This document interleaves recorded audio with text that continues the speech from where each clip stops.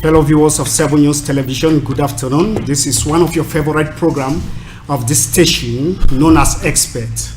Risk management is something that many entrepreneurs don't understand on how to go about it, especially those of the African region.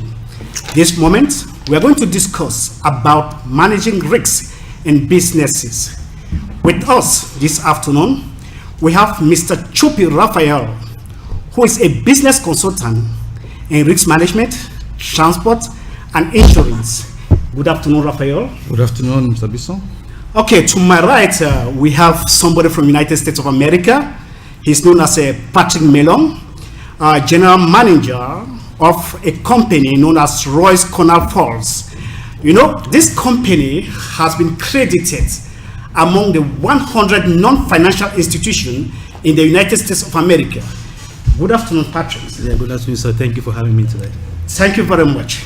Fellow viewers, at this point in time, we are going to know how to manage risks in businesses. Tchoupi Raphael. Yes, sir. Who is Tchoupi Raphael? Tchoupi Raphael is a modest gentleman Cameroonian, born and bred in Kumba, precisely Fiango, Three Corners.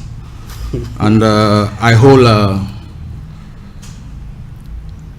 don't know where to begin, a BA in history, an HND in management, a Bachelor of Technology in management, okay, an MBA in risk management and insurance, and as of now, let me say a PhD all-but dissertation in risk management and insurance, and diploma in transport and logistics. That sounds very interesting. We call that a man with multiple caskets.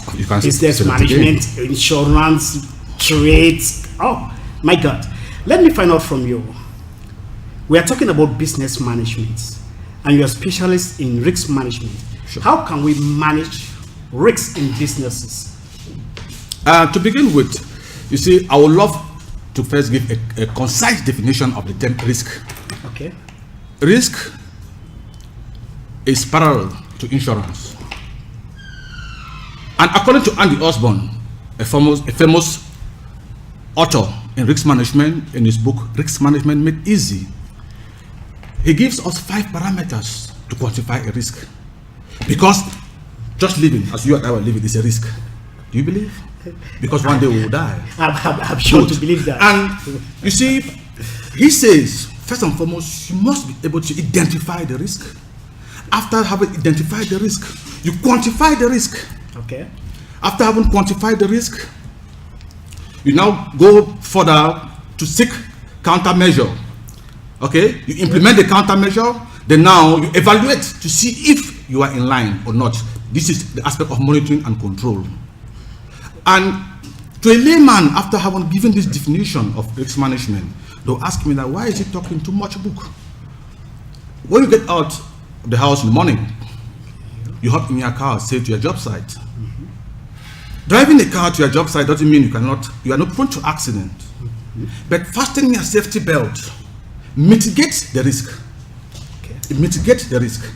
And the safety belt is not a panacea that you will not have an accident. But in case of an accident, the safety belt can, to an extent, let me say 60 or 75%, because experts who came up with the manufacturing of automobiles, okay, when they came up with safety belts, made it clear that these safety belts can protect you from fatal accidents. That sounds very interesting, Mr. Tchoupi Raphael. Yeah. You know, it's like many people don't understand the delicacy or the consequences of doing business without measuring the risks in it. Let me go back to Mr. Patrick Melon. But that name Melon. Yeah, Melon, yeah. Yes, it is a name of a town in Cameroon. Yeah, I mean, it's the name from my dad, you know. Okay. Yeah, I grew up in Bafoussam, Cameroon, and I consider myself a dreamer. I went in the United States in 2007 to school, to study, and I fell in love with my wife, get running the job, and I'm the store manager at Ross. I just want to correct you, Ross. I mean, Ross is the off-price business, which is specialized in selling the best good for less. So if you go to Ross, you can find anything about clothing, about shoes related, home goods related for less. So that's what we're doing in Ross. Wow. Business without stress. That's what you want to make me understand. Stress for less, but it's business without stress because of the profitability. Okay. Right. So because based on the number, like I said, based on the number, we're doing very, very well. So what type of products do you have in your shop or your stores? We do apparel, clothing. We do shoes. We do home good related, like sofas, pillows, sheet, bed. I mean anything that can, for home, for your house, anything that you need for your house, basically. Okay. We have toys, all sort of stuff, and we have more than 1,300 stores in the United States, in 33 states. Okay. Yeah. Over 1,300 stores in the United States. Yes. So, how do you manage? You as a general manager, how do you manage all these 1,300 stores in the United States? Since we know that United States is not a village. Yeah, it's very big. Okay, I just want to clarify something. I'm a store manager, general manager from a particular store. Okay. I'm on the 1,300. Okay. And my volume yearly is $13 million, which is 7 billion francs CFA.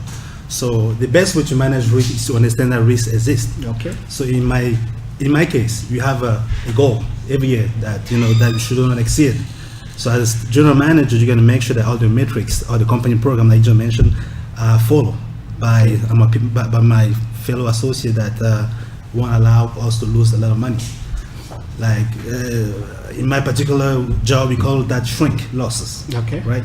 So we're going to make sure that people are not stealing, and we know it exists, but we can only reduce but not prevent it. Yeah. Oh, let me find out from you. Did you in any way do management in your studies before becoming a manager? Like Mr. Tchoupi over here. I was very fortunate. I grew up in a family-owned business, so I grew up doing that, basically working with along my dad. So yes, I have some background in management. Yes, started in Cameroon, went to the United States, started from the bottom because we believe a lot of bottom to the top. We start from the bottom, and I work my way up. One thing which the people from the West region is that they do their own management from home. Hardly will you see a Bamleke man who will tell you, no, I have studied management, like Tchoupi Raphael here, who has just said, I studied business management. Mr. Patrick is telling me he did his own management at home. Yeah, I did at home. I went to school. That's the reason why I went to United States. I went to school to do chemical engineering. All right. But because of my background, again, my dad. I grew up along my dad who has businesses. Okay. I saw him running his businesses because management, some can be. You when you're used to it, you can manage well. So yes, that's why I learned my skill for the most. All right. Tchoupi Raphael. Yeah. Mr. Pisson. You studied management. You studied risks. Sure. So what are the difficulties for a businessman when he's just starting up a business? Okay, for every startup, you see, risks exist everywhere, as I did mention, and there is no way in any business, even an old business, that you can eradicate risk. There is that minimum, known as residual risk, that we must do it in every business, and you see, at the level of the business, if I have to come in here, the way we attack risk. The domain of insurance will be different. Banking and finance will be different. The level of business in general will be different. Okay. If I have to give, say, a background clue, for example, at the level of banking and finance, there is a concept of PART, where you get PART, P-A-R-T-S. Mm-hmm. For example, for a bank to grant a loan, it is risky because the client, at a point in time, can become delinquent. Okay. The P will stand for the purpose of the loan. The A will go in for the amount. Mm-hmm. The R will stand for, let me say, the rate. Then the T will stand for the term, and the S, the security or the collateral. If you respect this, you call it canon of lending. If the manager or the loan officer respects this canon, to an extent, it is not like a client, after having respected all this canon, a client cannot be delinquent. Okay, but it is like clearing the backyard, making sure that the client should not become delinquent. At the level of the business, you see, there is one concept. I don't want to talk about my country, Cameroon. It is a natural phenomenon all over.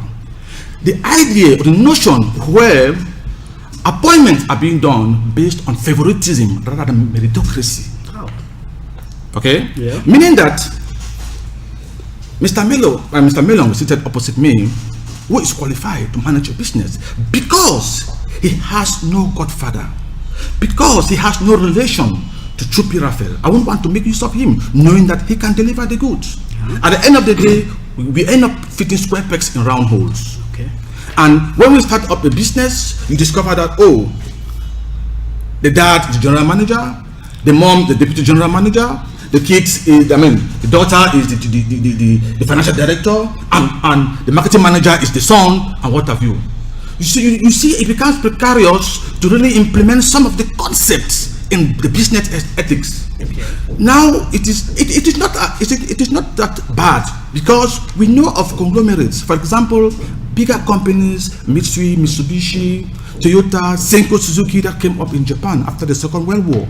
These are families. They have been living all this while, but you should understand that they went out of their way, think out of the box, by getting experts, square pegs in square hole, to manage their businesses. A case in time is Guinness. When Sir Arthur Guinness founded Guinness 1759, Dublin, Ireland, to today, Guinness is a brand name. Although in business management, we will say that the business life cycle, rather, after 99 years in business, but if you factorize 1759, 2017, it's more 99 years. Yeah. Does it mean Guinness has at once gone out of the market? And it might interest you and even our viewers to know that when Guinness was initially came to the market, it was sold in pharmacy, not even consumed by every other person. Yeah. But today, Guinness has stood the test of time, like a brand that everybody will want. It's a household name, the same like Coke. Yeah. In Cameroon, we consume Coke. Coke has gotten other products that come in like competitors. American Cola, no publicity attached to it. You have Pepsi and the others.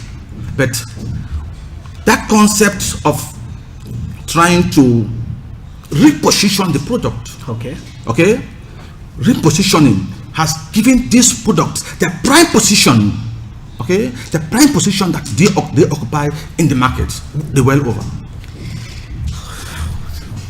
That is good to hear.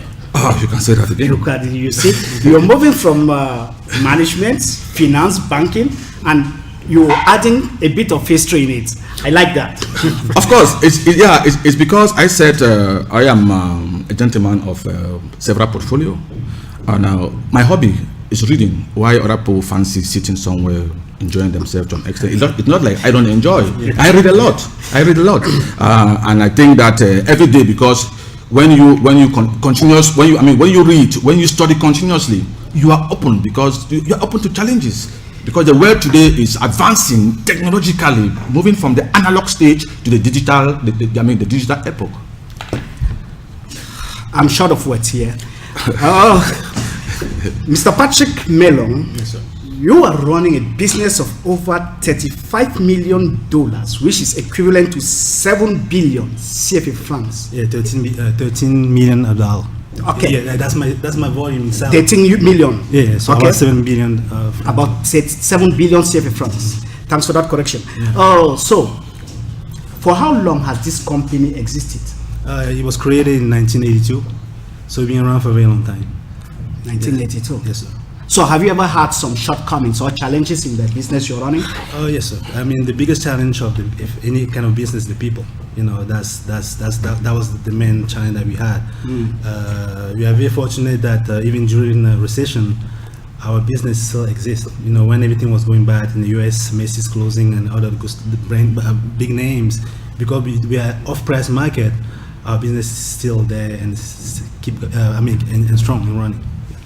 Majority of people believe that, especially in Cameroon, that if you go to shops that have big names, I will not call them here, it means you are of the top pack class. So your products. I mean, we sell product from different people. The name doesn't mean really nothing. It's the price that you're buying for that means really a lot. So it's been the politic for us for a very long time, which is the slogan is dress for less. Okay. He said it all. You buy the good for less. So it's so simple as it is. And also, I want to add up something you just say about favoritism in business and loans. And it's very unfortunate because in the US model, everyone that is born has something called social security number. Okay. You're born with it. And you cannot have more than 2 social security number. So your social security number is like your DNA. So the bank know you by that number. Okay. They know your loan worthiness by that. No. Your ability to repay a loan. All that stuff. So if in Cameroon we can have a system that can recognize somebody by a number, not by the name. Okay. That I think that would be a good way to advance as a country. Thanks, viewer, for watching 7 News. At this point in time, Mr. Tchoupi Raphael and Patrick Melon, we are going to watch a report made by Amang Tepono concerning business in Cameroon.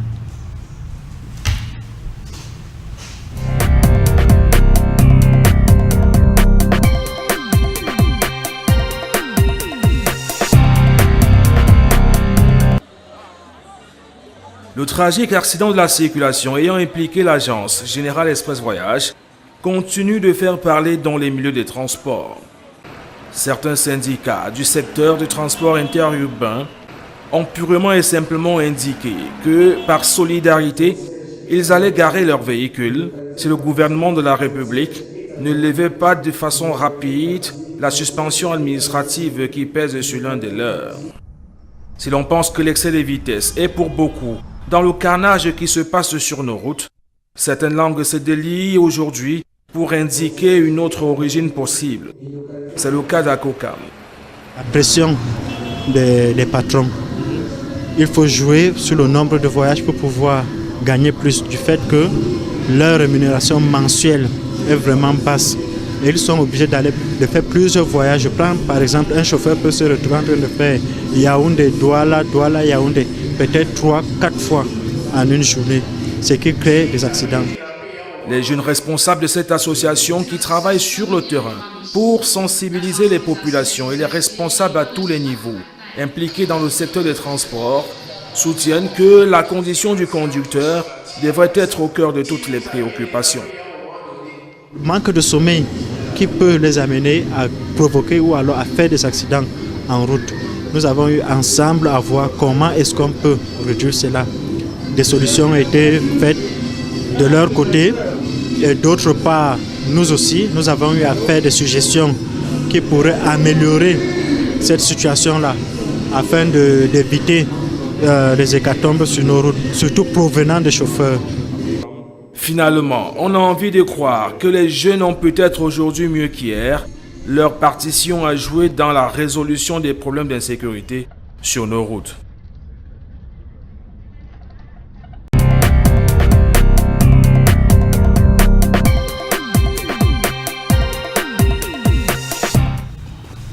Thanks Amang Tepono for that wonderful report talking about road accidents. Viewers, if you're just tuning in or switching on your television, this is your program, Experts. And at this point in time, we are talking about managing risks in businesses. I have 2 guests present here.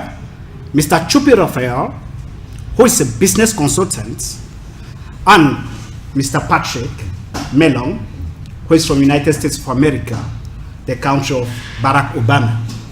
Tchoupi Raphael, let me come back to you.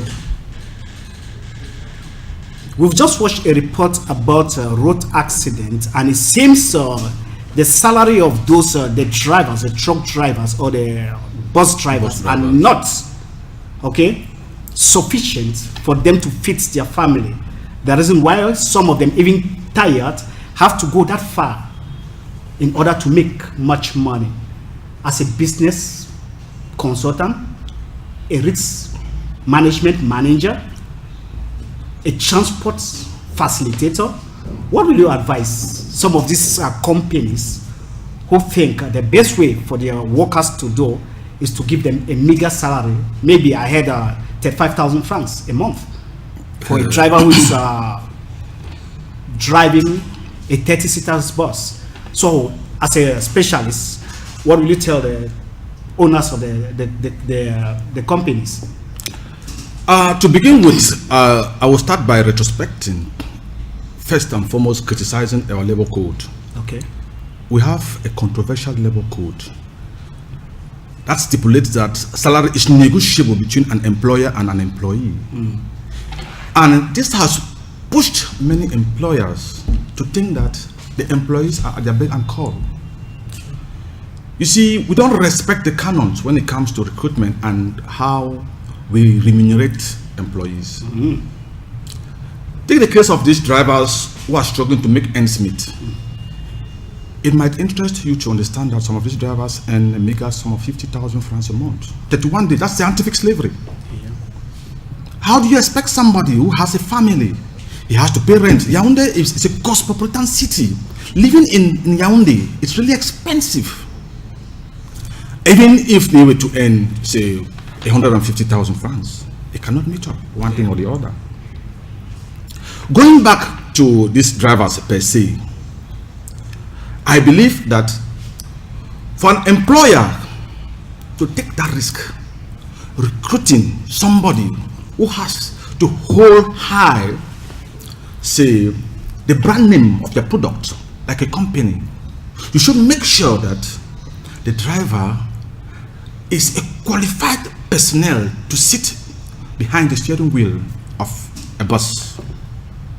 Most of these drivers, one, when they're driving, because they're struggling to perform many trips to and fro, they have this prorata system instituted by their employer. No human being is a machine. Even machines, computers today, what you input in the machine is what you get as output. Yeah. Because at the point in time when there is when output has been attained, there's diminishing return. Yeah. Some of the causes of this accident: 1, fatigue; 2, poor motivation; 3, the state of our roads. Okay. Yeah. Then there's this aspect of culture. Even the clients themselves that you're transporting. I've been privy to come across a situation where a driver is like, let me respect the norms, leaving say Yaoundé to Douala. Oh, the partners are complaining. Oh, no, I have to catch 7 p.m. flight. This driver is pretty slow. And once he starts speeding, another passenger is like, oh, no. To filter.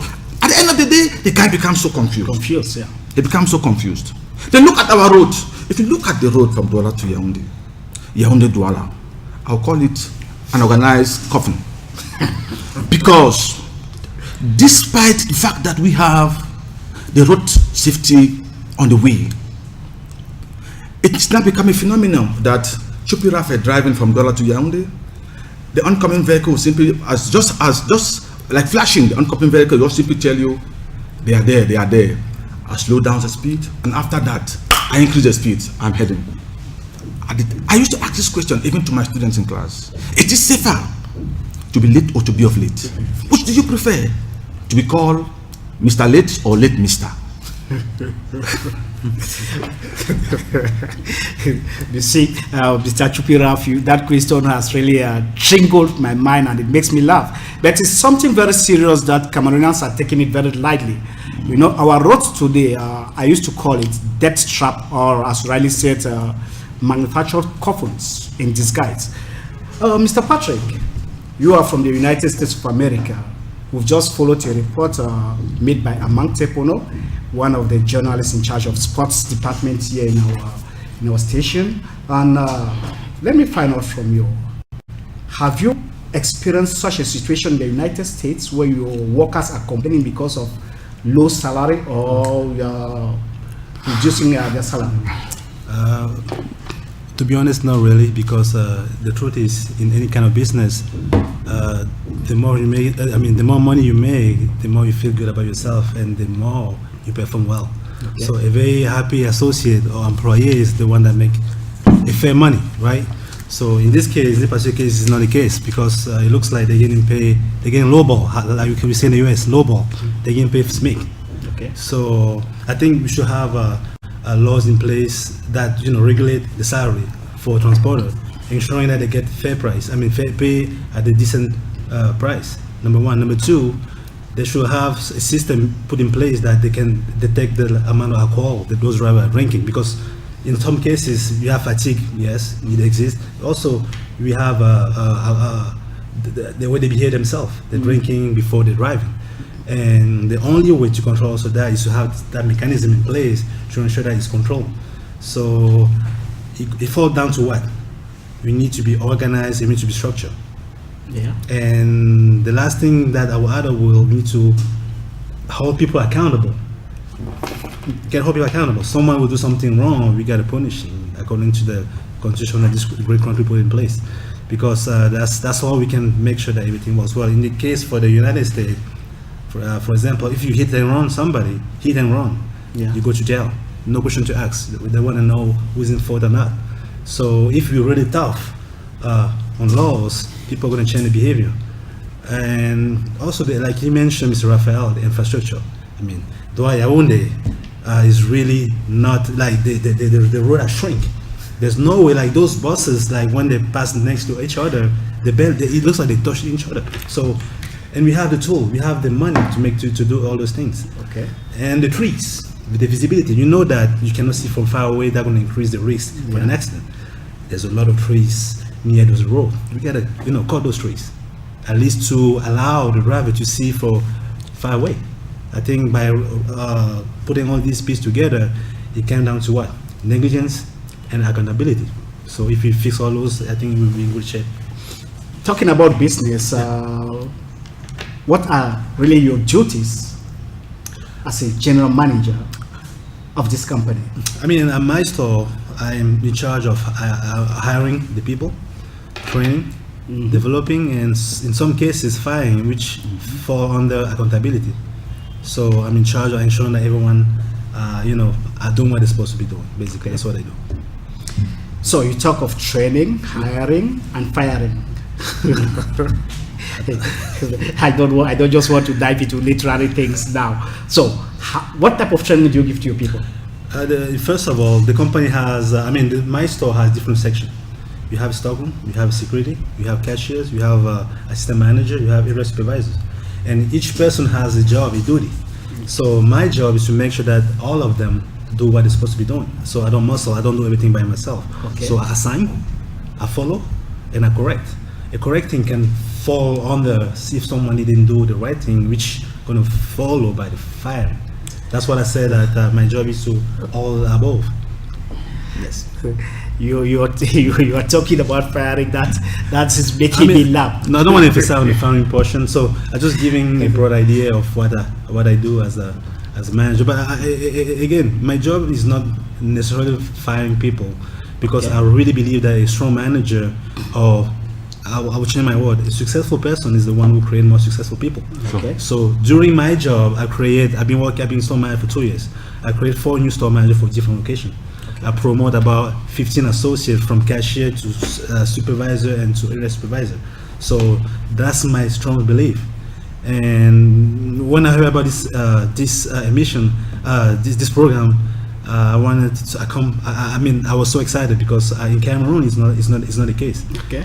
The top is crushing the bottom so much that the person is being managed for years. There's no program in place. The coding is wrong. We have a program called IDP, Individual Deployment Program, who actually forcing the store manager to creating more successful people. So, and it's in the book, writing, like, in case you're not here today, who's going to be store manager? In case your assistant manager is not here today, who's going to take his position? So by doing this, that gives motivation to associate that, tomorrow they have the opportunity to be that next manager. So things like that will definitely change the game. Your company has been accredited as among the 100 non-financial institutions in the United States of America. So what's are your secrets? The secret is the kind of business model that we do. In the recession, people always want to buy things for less. Even here in Cameroon, I mean, that's what I don't want to do any advertisement. That's why somehow Chinese were doing so well, because of the prices, the kind of prices they were selling it. So in our case, we're selling the same thing that other big names like Macy's are selling, but for really, really cheap price, because of the multiple store that we have in the United States. So imagine buying a bulk amount of product for 1,300 store versus someone who's buying for 500 store. So of course our price is going to be better because of the quantity that we buy all at once. Certainly, I will say that people believe cheap things don't last for long. So your company has to do with selling things at a cheaper rate. Does it mean that your quality of your goods are durable? They are very durable. As a matter of fact, we give warranty. They're durable. Is the same brand that you go to a regular normal store and find. Again, that's why I compare about we're buying a bulk. You know, it's like buying a bulk versus buying one by one. Detail, like people will go to a detail or buy. When you buy in bulk, you always have a good deal. Like if you buy 5 pair of shoes, someone buying one, I mean, you're gonna have a better deal technically if you know how to negotiate. Yeah. So yes, that's our policy. We buy in bulk and we distribute to our chain. So that's our secret. Tchoupi, you've heard buying in bulk. As a business manager, what will you say to Takang Bisson, who tomorrow or today may want to open a business and needs some goods from a Ross company to be shipped in Cameroon? What advice will you give to that personality?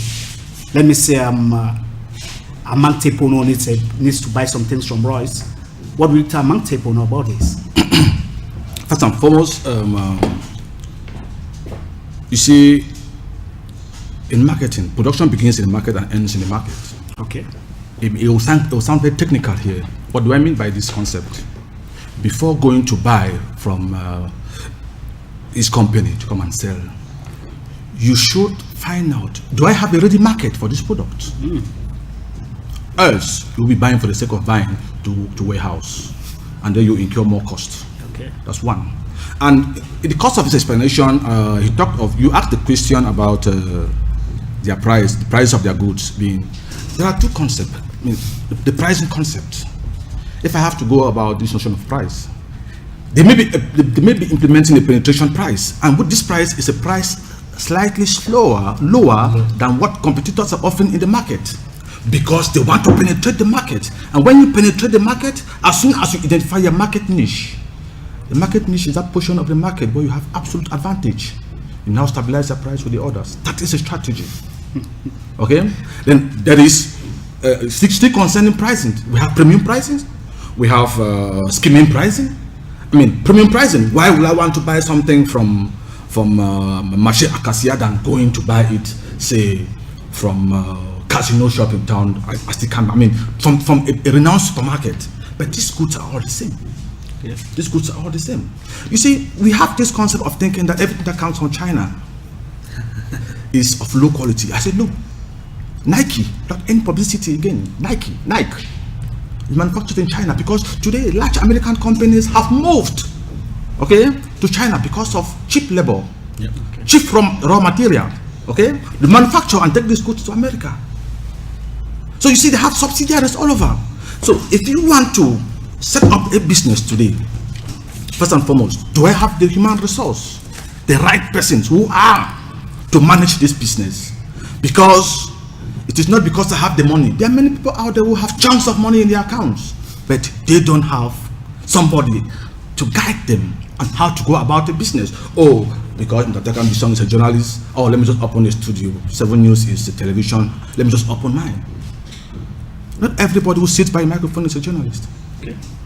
Okay, are we there? Yeah. Okay, not everybody who stands behind the camera is, a competent cameraman. Yeah. You must make sure that you provide the person, and In French, we say, on connaît un maçon au pied de mur. You must make sure that the person fits the quality of what you really need. Okay. It is only in Cameroon here that we are so contented with certificates. A qualification is the my BA in this discipline, masters in this discipline, a PhD in this. It doesn't.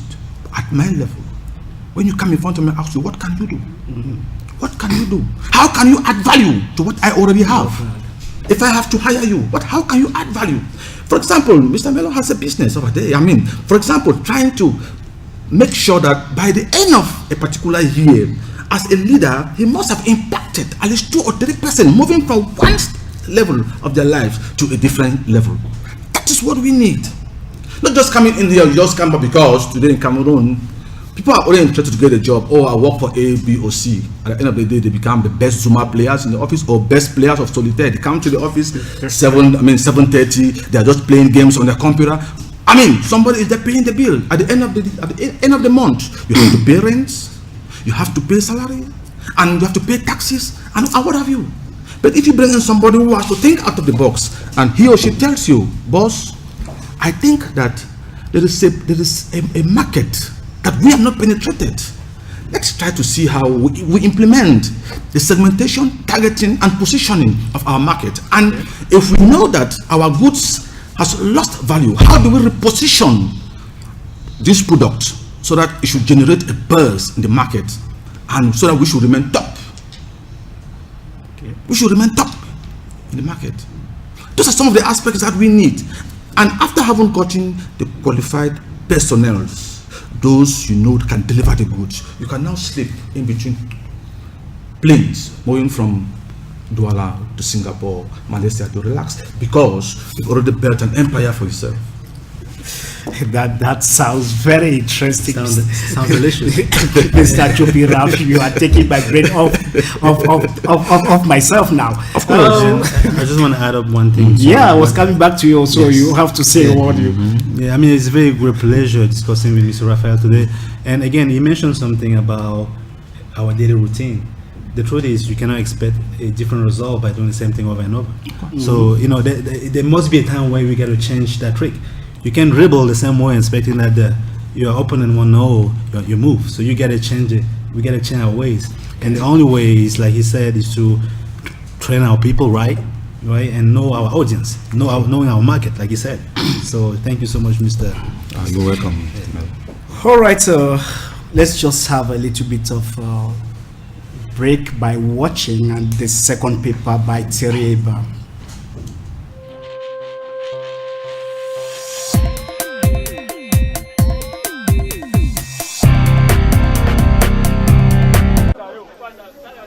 L'ambition de la compagnie aérienne camerounaise peut paraître noble et le désir ardent de voler aussi haut dans les airs de l'Afrique, notamment pour une compagnie en quête d'une certaine hégémonie depuis son décollage. Et dans un environnement vaste et clos, où il est impérieux de se projeter en regardant à la fois ce que font les autres et en tenant compte des enjeux et défis actuels. Il faut aller à Londres, il faut aller à Paris, il faut aller à New York, il faut aller en Chine. Mais la Cabelle faisait déjà ça il y a plus de 30 ans. Là où je suis là, je me suis posé à Rome. Avec le 707 de la Cabelle en 1978, à Rome, à Zurich. En 1996, à New York, avec le Boeing 747 de la Cabelle. Donc il a fallu payer, je ne sais pas quoi, 3 millions de dollars à Boeing Consulting pour vous dire d'aller à Rome ou à New York. Mais on faisait déjà ça il y a 30 ans. Vu sous ce prisme donc, Camerco, qui ouvre depuis le 27 octobre 2017 la ligne de Libreville au Gabon, après avoir essayé quelques vols en direction de N'Djamena et Bangui, et ambitionne de se projeter sur Abidjan et Dakar, voire sur toute l'Afrique, a-t-elle les moyens de sa politique, tant il est vrai que l'Étoile du Cameroun dispose à ce jour d'un parc réduit, soit à peine 3 avions, dont un moyen porteur, et 2 MA-60. Depuis 12 mois, le JA a travaillé 2 mois. Donc quand vous parlez avec quelqu'un de l'aviation, le taux de disponibilité du JA, c'est 2 sur 12, c'est-à-dire même pas 20%. Mais comment une compagnie aérienne peut être rentable si son avion phare, si son navire amiral a un taux de disponibilité de 20%? Et voilà, maintenant, j'apprends que le JA est maintenu dans la flotte. Quant au Boeing 737 baptisé le Dia, depuis cloué au sol, n'augure pas de lendemain meilleur. Juste à côté, dans la même sous-région, quelques concurrents ont sauté d'un gap pour s'attacher les loyaux services du plus gros porteur de Boeing.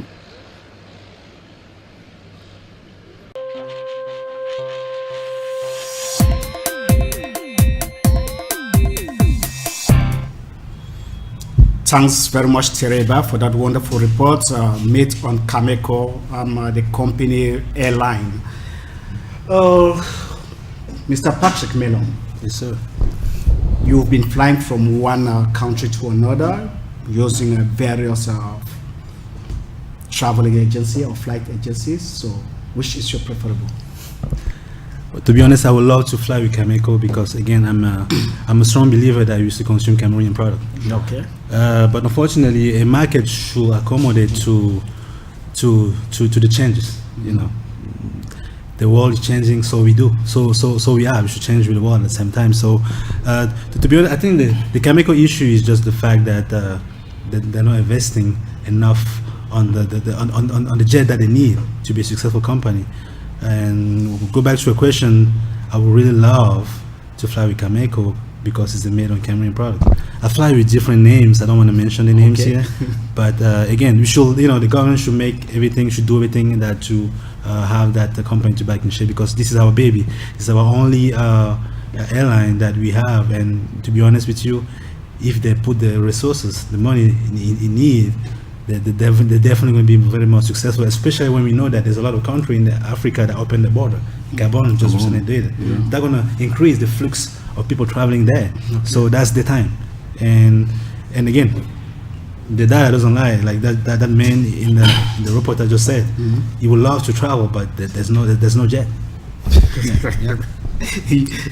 There's no jet. I'm just seeing one over there. So if there is no jet, then we just have to keep our fingers crossed to see how the government is going to ameliorate the number of flights and the buses that we are supposed to use in order to ameliorate the situation of flights in Cameroon. Okay, if you ask as a businessman from a company that deals with house goods, right? If Mr. Tchoupi has a company and he asks you now to dress his workers, to dress his workers, basically correct them, dress them up. Oh, dress them. Okay, dress them up. Yes. I mean, if I'm there and I want to dress, I mean, to be honest with you, I will advise him to kind of like to know what does he want, because based on what someone wants, you can tell him what he needs. Right. So you get a start for what he wants. Is this and what's the rest? Is it for? Is it for to go to funeral or is it to go for vacation? And we have a way to do it, but again, my company, I will encourage anyone who want to do business, buy and sell, especially because it's a well-known activity that we do here back home. So if you want to come to the US and want to do in the buy and sell good, Ross is the place to go. Okay. Because of the cheapest price that they offer. That's good. I'll come back to you by asking you this question. My company has, for example, 40 men, okay? And I need to dress all of them in the same brand of shoes. You, as a specialist, what are you going to tell me? I mean, we have the goods. If you're in the same brand of shoes, we have the good. But one thing I know for sure that people like diversity. Okay. People like to dress differently. So unless it's just the dress code for your company. If it's the dress code for your company, yes, I will say, well, yeah, we can help you, sir. You can help. We can help. That is interesting and very good to hear that your company can help us to have some dress codes and dress wonderfully in order to make you look good in your dressing, like Mr. Tchoupi. I've known him for quite some time. He's when it comes to dressing, he doesn't joke. And I don't just want to talk of the person who has 7 years. When it comes to dressing, the people here are like at the top. So, Mr. Tchoupi. Yes, sir. We are talking about business and business management. You who have studied business management in school, risk management, transport, and insurance. What relationship has transport, risks, and insurance got? They all fall under business. Okay. Yeah, it's all business because studying management, studying insurance, studying risk management, we all use, we are in a school of business and they are interrelated because when it comes to strategic management in transport, in insurance, in management, and in risk management, you have to. All of this, they are all interwoven. It's like a supply chain. You need to master all of them. You used to know all of them, and if possible, master them to be a perfect business person.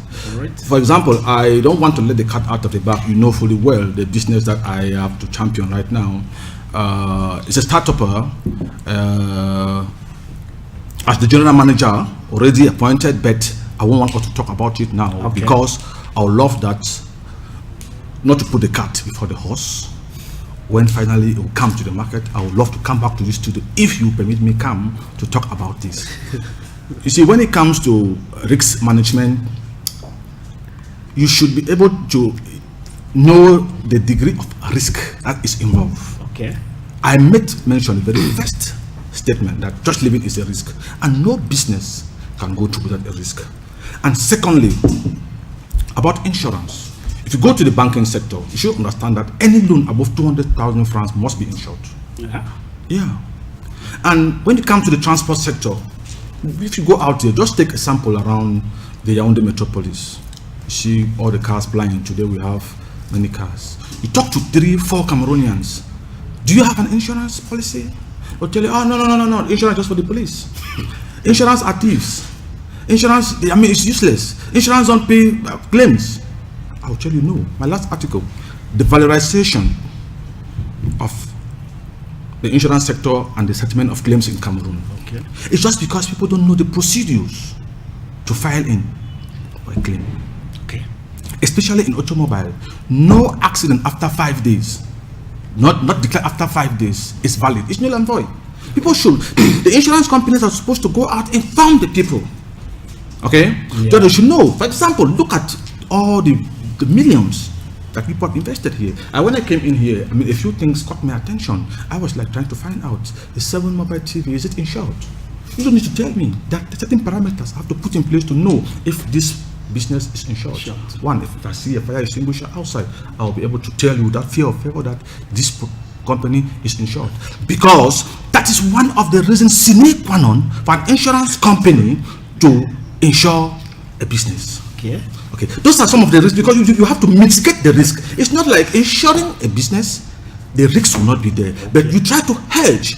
Among the 7 principles of insurance, there is this aspect of trying to, the insurable interest. You should hold insurable interest to property. This is glass in front of me.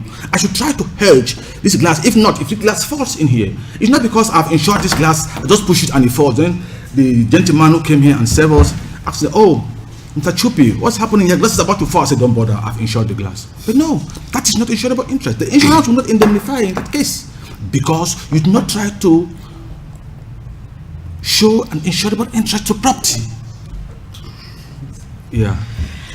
All right, gentlemen, at this point in time, we are going to follow another report by Brice Gazak.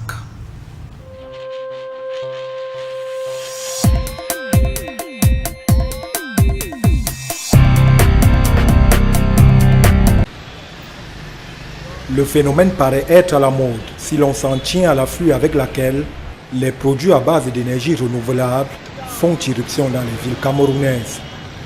Un vent de changement certes, mais surtout de suivi pour ces femmes, élus locaux réunis en plein cœur de Yaoundé pour davantage trouver des solutions alternatives devant la qualité déplorable du service offert par l'opérateur national de distribution d'énergie électrique au Cameroun. Nous avons 2 objectifs aujourd'hui, c'est de former les femmes maires à comprendre ce que c'est qu'un projet d'énergie solaire pour leur mairie, qui va consister à apporter des lampadaires solaires par exemple, ou des équipements solaires pour alimenter en énergie électrique des centres de santé et des hôpitaux. Des réactions résultant d'un insatisfecit des consommateurs obligés de se retourner vers des énergies nouvelles d'électrification, ceci entraînant des coûts supplémentaires sur la bourse déjà amaigrie de nombreuses cellules nucléaires camerounaises. L'électricité passe, au développement passe, donc à Focus spécifiquement, il s'agira de l'éclairage public pour barrer la voie aux bandits, parce qu'on a des problèmes d'insécurité, et également dans les centres de santé pour sauver des vies, parce qu'il ne peut pas avoir de développement sans santé. Donc les deux aspects sont très importants pour le développement de ma commune et le bien-être des populations surtout, la sécurité et la santé. Un espoir reposerait donc sur ces multiples barrages qui n'ont cessé de faire l'objet de propagande de la part des autorités de Yaoundé depuis le lancement des projets structurants en 2010.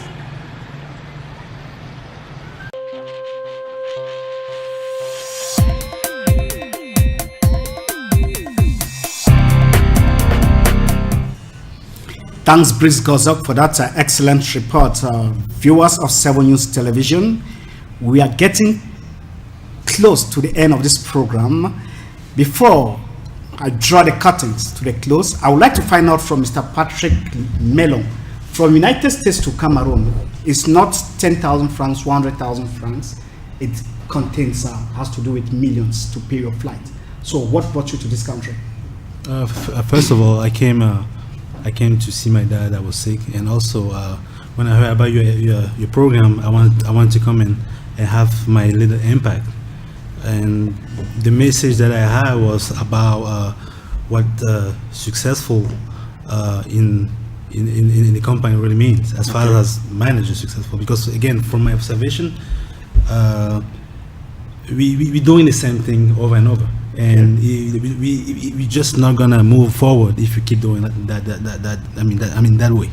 So, in my instance, in where I work right now, we have coding in place to facilitate development of our associate. So, if that business model can be replicated, I'm sure maybe it exists, but are we make sure that it's executed at the store level or at the company level? Are we following up enough on people? Are we helping people to move up? Are we helping? So this is really the message I want to send. The other thing is I live in Maryland and I work in Virginia. So in Maryland, Virginia, and DC, District of Columbia is 3 area related. So any Cameroonian living in that area that, for example, need any job opportunity at Ross, I can definitely help. So that's the message. Thanks very much for that information, Mr. Patrick Melon from United States of America. Mr. Tchoupi Raphael, yep, you made a statement while talking, asking if it would be possible for me to bring you back to the studio. Very possible, whether I'll get some publicity and advert from your company. Of course. You know, a company like this, a television station like this, we need people of such magnitude to come and do some adverts and all that. Let me find out something. Are you married? Of course, properly married to my beautiful wife, Bimjo Colette, and a father of 3. Thanks very much, Mr. Tchoupi Raphael, for coming, and thanks very much, Mr. Patrick Melon, for being with us this afternoon. Fellow viewers of 7 News Television, we have come to the end of this program. Don't go away. Keep on watching 7 News as Club Elite Plus follows.